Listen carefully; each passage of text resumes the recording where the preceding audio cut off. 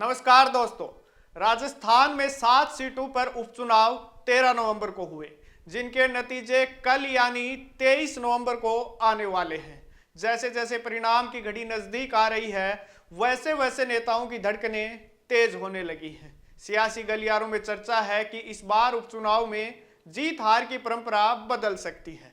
इस उपचुनाव में प्रदेश की 7 सीटों झुंझुनू, रामगढ़, दौसा, खींवसर, देवली उनियारा, सलूम्बर और 84 पर चुनाव हुआ।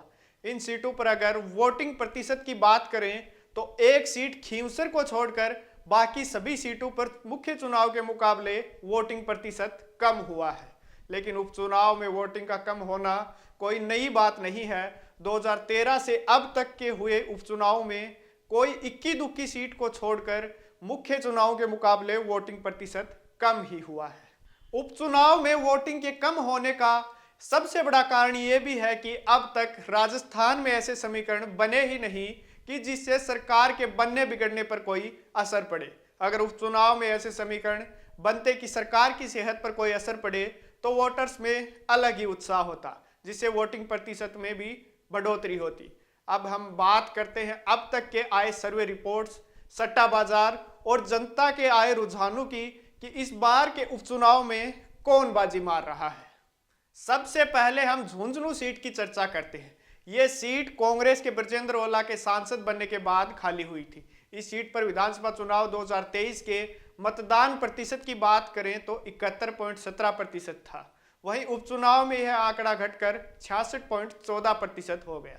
यहां पर मुख्य उम्मीदवार भारतीय जनता पार्टी से राजेंद्र भांबू, कांग्रेस से अमित ओला और निर्दलीय प्रत्याशी राजेंद्र गुड्डा मैदान में है। झुंझुनू की यह सीट परंपरागत तौर पर कांग्रेस की मानी जाती है, लेकिन राजेंद्र गुड्डा ने मुस्लिम वोट बैंक जो कांग्रेस के मूल वोटर रहे हैं उनमें सेंध लगाई, जिसमें मुकाबला त्रिकोणीय बन गया, जिसका फायदा बीजेपी को यहां से मिला।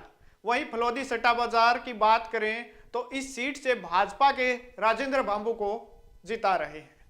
अब हम बात करें रामगढ़ सीट की तो यह सीट कांग्रेस के विधायक जुबेर खान के निधन के बाद खाली हुई थी। इस सीट पर कांग्रेस ने दिवंगत विधायक के बेटे आर्यन जुबेर पर भाजपा ने पिछले चुनाव में बागी हुए सुखवंत सिंह पर दांव खेला है। वोटिंग की बात करें तो इस सीट पर विधानसभा चुनाव के मुकाबले लगभग 2.14% वोटिंग कम हुई है। रामगढ़ सीट के उपचुनाव के परिणामों की बात करें तो बीजेपी से पिछले चुनाव में बागी हुए सुखवंत सिंह को टिकट देने से भाजपा को इसका फायदा मिल सकता है, क्योंकि सुखवंत सिंह ने 2023 के विधानसभा चुनाव में 74,069 वोट लिए थे। वहीं कांग्रेस के दिवंगत विधायक के बेटे को टिकट देने के कारण सहानुभूति के वोट मिल सकते हैं, लेकिन वोटिंग प्रतिशत कम होने के कारण यह सीट बहुत ही कम अंतर के साथ हार जीत का फैसला करेगी। वहीं सट्टा बाजार की हिसाब से बात करें तो इस सीट को कांग्रेस के खाते में जाती हुई बताया जा रहा है। अब हम देवली उनियारा की सीट की बात करें तो यह सीट हरीश मीणा के कांग्रेस से सांसद बनने के बाद खाली हुई है। इस सीट पर मतदान प्रतिशत की बात करें तो पिछले चुनाव के मुकाबले 8.25% कम वोटिंग हुई है। इस सीट पर भाजपा ने राजेंद्र गुर्जर, कांग्रेस ने केसी मीणा पर दांव खेला है। वहीं निर्दलीय उम्मीदवार के तौर पर नरेश मीणा ने ताल ठोकी है।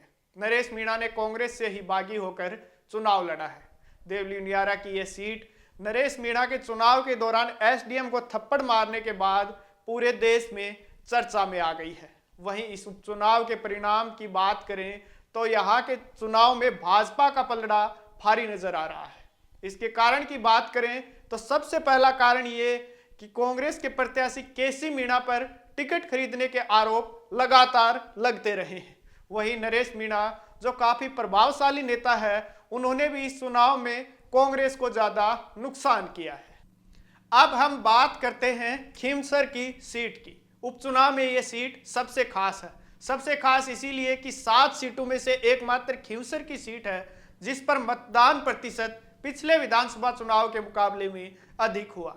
यह सीट राष्ट्रीय लोकतांत्रिक पार्टी व इंडिया गठबंधन के साझा उम्मीदवार हनुमान बेनीवाल के सांसद बनने के बाद खाली हुई है। इस उपचुनाव में 3 मुख्य रूप से दावेदार थे, जिसमें हनुमान बेनीवाल की आरएलपी पार्टी से कनिका बेनीवाल, कांग्रेस से डॉक्टर रतन चौधरी और बीजेपी से रेवतराम डांगा है। उपचुनाव में वोटिंग प्रतिशत की बात करें तो पिछले चुनाव के मुकाबले इस बार 2.17% अधिक वोटिंग हुई है। यह चुनाव हनुमान बेनीवाल के लिए साख का चुनाव था, क्योंकि खींवसर बेनीवाल की परंपरागत सीट है। जब से खींवसर की सीट बनी है तब से इस सीट पर बेनीवाल परिवार का ही कब्जा रहा है और बेनीवाल की आरएलपी पार्टी के लिए भी बहुत महत्वपूर्ण है, क्योंकि वर्तमान में आरएलपी का एक भी विधायक विधानसभा में नहीं है। ऐसे में पार्टी के लिए यह आवश्यक हो जाता है कि विधानसभा में कम से कम एक सीट आरएलपी की हो। इसीलिए हनुमान बेनीवाल ने इस बार लोकसभा चुनाव होते ही खींवसर में विशेष ध्यान रखा और इस चुनाव में हनुमान बेनीवाल ने एडीसी चोटी का जोर लगाया है। अब बात करें इस सीट के चुनाव परिणाम की, तो यहाँ आरएलपी और बीजेपी में कड़ा मुकाबला है, क्योंकि बीजेपी के उम्मीदवार हैं रेवत राम डांगा, जो काफी मजबूत उम्मीदवार हैं। पिछले चुनाव में लगभग 2000 वोटों से ही हनुमान बेनीवाल से चुनाव में हारे थे। इस बार के चुनाव में बहुत ही कम वोटों से हार जीत का फैसला खींवसर में होने वाला है। वहीं फलौदी सट्टा बाजार की बात करें तो इस सीट को भाजपा के खाते में जाती हुई बताया जा रहा है। अब हम दौसा सीट की बात करें तो यह सीट मुरारीलाल मीणा के कांग्रेस से सांसद बनने के बाद खाली हुई है। दौसा की इस सीट पर कांग्रेस बीजेपी की सीधी टक्कर है। इस सीट पर डीसी बैरवा कांग्रेस से और जगमोहन मीणा बीजेपी से उम्मीदवार हैं। जगमोहन मीणा राजस्थान के कद्दावर नेता किरोड़ीलाल मीणा के भाई हैं। वोटिंग प्रतिशत की बात करें तो इस सीट पर पिछले विधानसभा चुनाव के मुकाबले 11.9% कम वोटिंग हुई। चुनाव परिणाम की बात करें तो इस सीट पर मतदान प्रतिशत तो गिरा, लेकिन फायदा कांग्रेस को हो यह कहना बहुत मुश्किल है, क्योंकि इस सीट पर राजस्थान सरकार में मंत्री किरोड़ीलाल मीणा की साख दांव पर है। किरोड़ीलाल मीणा के अनूठे चुनाव प्रचार ने भाजपा को यहां से काफी मजबूत किया है। वहीं इस सीट पर जनरल वोटर निर्णायक साबित होंगे, जिससे यह सीट भाजपा के खाते में जाती हुई नजर आ रही है। सलूम्बर सीट की बात करें तो यह सीट भाजपा विधायक अमृतलाल मीणा के निधन होने से खाली हुई है। इस सीट पर भाजपा ने दिवंगत विधायक अमृतलाल मीणा की पत्नी शांता देवी, कांग्रेस ने महिला नेत्री रेशमा मीणा और बीएपी पार्टी ने जितेश कटारा को अपना उम्मीदवार बनाया है। इस सीट पर चुनाव परिणामों की बात करें तो यहां भाजपा और बीएपी में कड़ी टक्कर है। वहीं कांग्रेस तीसरे नंबर पर जाती हुई नजर आ रही है। बीजेपी का सहानुभूति कार्ड शांता देवी और कांग्रेस का भीतरघात बीएपी के जितेश कटारा को मजबूत कर रहा है। इसी के साथ बीएपी के सांसद राजकुमार रोत सलूम्बर की सीट को जीतने के लिए पूरा जोर लगा रहे हैं।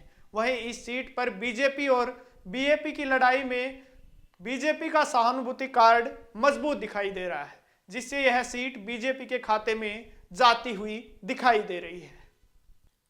अब डूंगरपुर जिले की 84 सीट की बात करें तो यह सीट राजकुमार रोत के बीएपी पार्टी से सांसद बनने के बाद खाली हुई। 84 की यह सीट से उम्मीदवारों की बात करें तो भाजपा से कारीलाल नानोमा, कांग्रेस से महेश रोत और बीएपी से अनिल कटारा है। पिछले विधानसभा चुनाव के मुकाबले इस सीट पर मतदान प्रतिशत की बात करें तो इस बार 7.42% कम वोटिंग हुई है। इस सीट पर चुनाव के नतीजों की बात करें तो यहां बीएपी और बीजेपी से सीधी टक्कर है। बीएपी यहां मजबूत है। इसकी पूरी संभावना है कि बीएपी के अनिल कटारा यहां से चुनाव जीत जाए। बहरहाल चुनाव के नतीजे तो कल आने वाले हैं। कल मतपेटियां खुलेंगी और चुनाव के वास्तविक नतीजे आप सबके सामने आ जाएंगे। आपके हिसाब से कौन सा उम्मीदवार जीत रहा है, आप अपनी राय कमेंट में जरूर लिखें। नमस्कार।